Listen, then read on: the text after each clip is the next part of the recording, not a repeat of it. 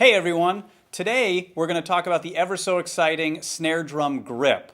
So let's have everybody pick up their sticks, and what I want you to first find is the balancing point on the stick. Now the balancing point is usually around 1/3 of the way from the butt end of the stick. When you find this area, I want you to place the first knuckle of your index finger right on that balancing point. From here, we're going to place our thumb directly over top.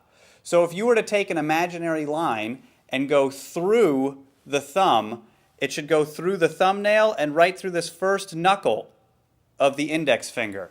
From here, what I want you to do is I want you to wrap the rest of your fingers around the stick. It's very important when we play that we have all of the fingers in contact with the stick. This should form a really nice diamond shape in your hand.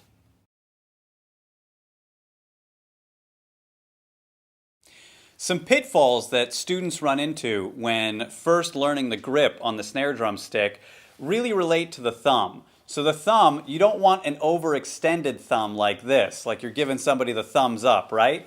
We don't really want a crimped thumb like this because that's really terrible for this part of the thumb. And we don't want a wraparound thumb like we've got some club in our hand or something. All right? We want to make sure that the thumb is right in line with the index finger and that it stays in a good, correct position. The other pitfalls that you may run into are the wavy finger pitfall when you're playing. We definitely don't want to do that. Or the pinky out, because it's definitely not tea time. So I want you to make sure to keep that pinky in. So we want to keep the constant contact on the stick at all times while we're playing.